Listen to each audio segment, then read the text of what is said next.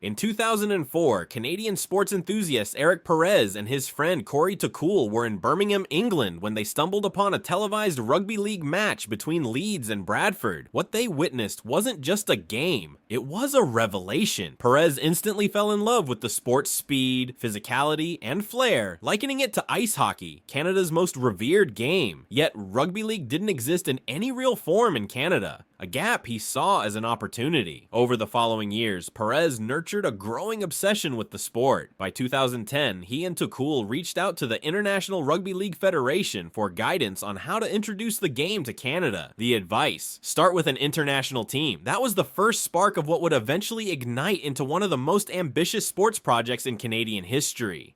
With minimal resources, Perez and his team began assembling Canada's first rugby league squad by recruiting players from local universities. Despite limited experience, the makeshift team proved competitive, playing their first match against the United States and drawing over 1,000 fans. The narrow loss was overshadowed by the enthusiastic public reception. Bolstered by this momentum, they landed a Canadian TV deal and began airing rugby content, even aligning a match with Toronto's massive Caribbean Carnival to attract local interest. In 2011, Canada recorded its first ever win in International Rugby League, defeating Jamaica. The victory was more than symbolic. It proved there was an appetite for the sport in Canada. Perez wasn't satisfied with just spreading awareness. He wanted something unprecedented, a professional Canadian team playing in England's rugby league system.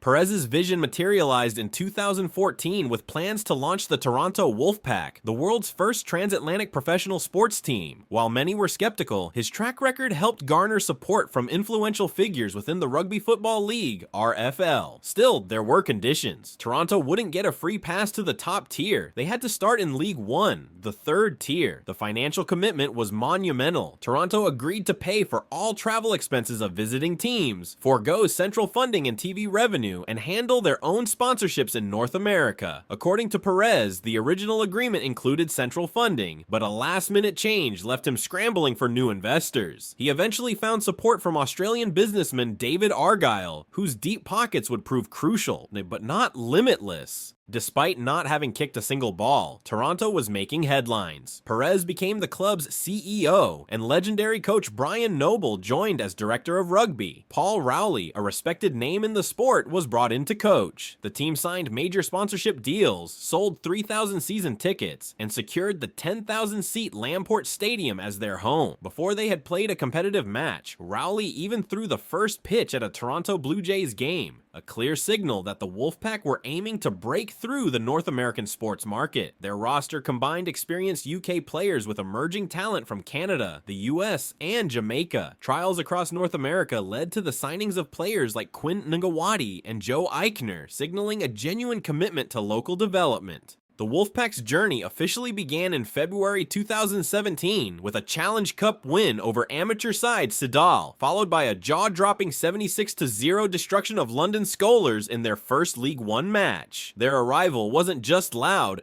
it was thunderous. They demolished nearly every team they faced, scoring over 50 points in all but one of their remaining matches. The average crowd at Lamport Stadium hit 7,000, a stunning number for a city new to rugby league. Toronto's momentum was unstoppable, and they clinched automatic promotion by finishing first in League One's Super 8s structure. But behind the scenes, cracks were forming. At the end of the season, Perez stepped down, citing clashes with Argyle. Whispers of unpaid salaries began circulating, signaling that the off-field situation might not match the on-field dominance.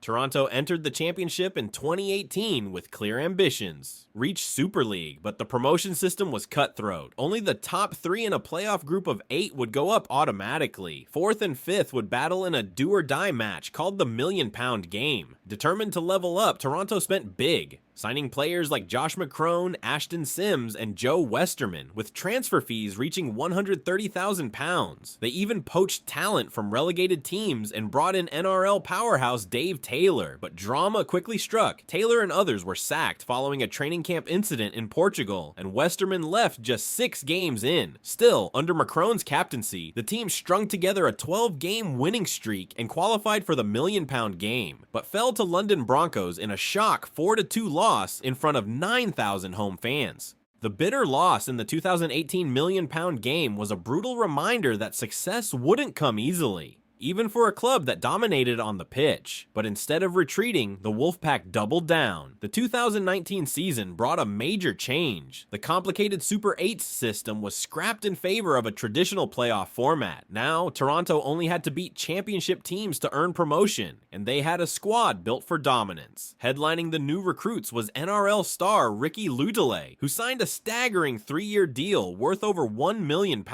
making him the highest paid center in rugby league history. They also added former England international John Wilkin and New Zealand's Bodine Thompson, along with more Super League talent. But perhaps the biggest move was off the field, the hiring of Brian McDermott, a coaching legend with multiple Super League titles under his belt. With elite coaching and an elite roster, Toronto wasn't aiming to win, they were aiming to conquer.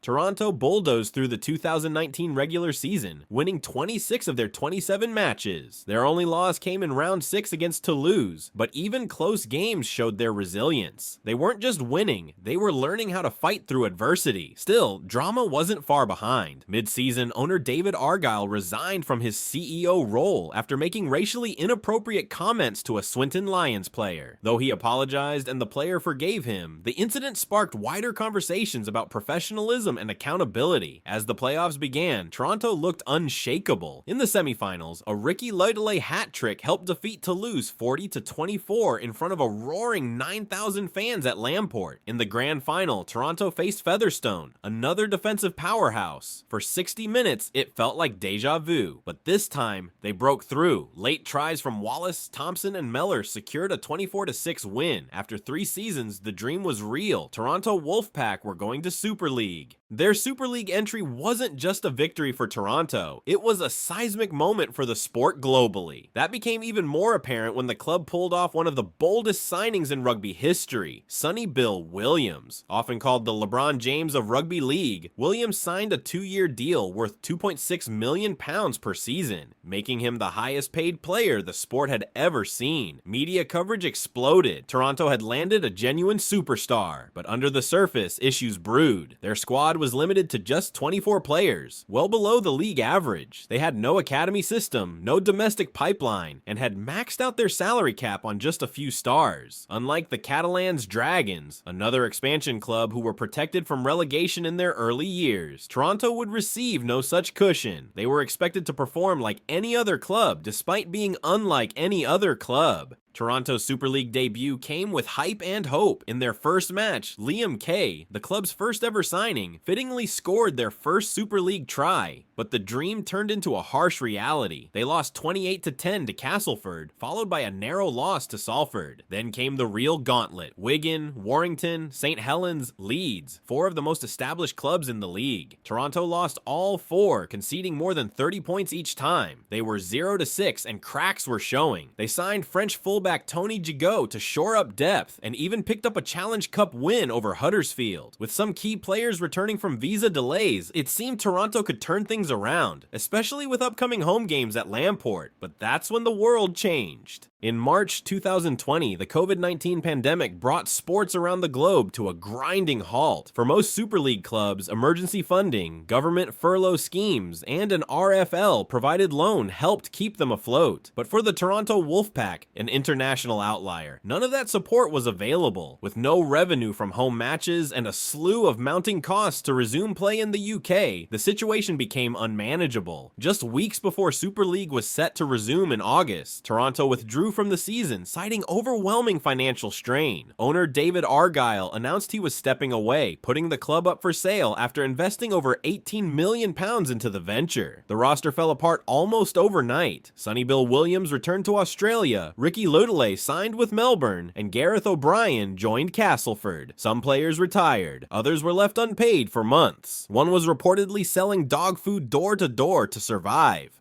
Despite the chaos, there was still a flicker of hope. A Canadian businessman, Carlo Livolsi, stepped forward with a plan to rescue the club. He promised to pay £500,000 in unpaid wages, clear all debts, and presented an 80-page document outlining a long-term vision for the franchise. But Super League clubs were skeptical. After reviewing the plan, they rejected the first version, asking for improvements. Livolsi complied, and a final vote was scheduled for November 2020. When the results came in, the verdict was devastating. 8 clubs voted against reinstating Toronto. Only 4 were in favor: St. Helens, Leeds, Catalans, and the RFL. The rationale was harsh but clear. There were no short or medium-term revenue gains from the North American market. With the vote, the Toronto Wolfpack's fate was sealed. The dream was over. In the end, the Wolfpack's fall wasn't just due to COVID-19. The cracks had been there all along. They bet on a massive North American TV deal that never came. They declined central funding, believing they could be self-sufficient. Their North American player pipeline failed to materialize. Mismanagement plagued their operations, from unpaid salaries to illegal visas and overconfidence in unsustainable revenue projections. Even the notion that they were the first transatlantic team was false. An American Football League did it back in 1991. Brian Noble, who later claimed the club was set up to fail, was deeply involved in operations and reportedly ignored known issues like player visa status. Transfers to other clubs took months to process. By the time the pandemic hit, Toronto wasn't just vulnerable, it was already in freefall. For a moment, the Toronto Wolfpack were more than a team. They were a movement. They proved rugby league could attract fans in Canada. They filled stadiums, won trophies, and signed global icons. But ambition outpaced infrastructure. Vision was not matched with sustainable planning. And when the crisis came, there was no cushion to land on. Today, former players are still fighting for owed wages. And while the dream of a transatlantic rugby league club has ended, at least for now, the story of the Wolfpack remains a powerful reminder. Expansion can be thrilling, but if built on unstable ground, even the most exciting empires can collapse in an instant.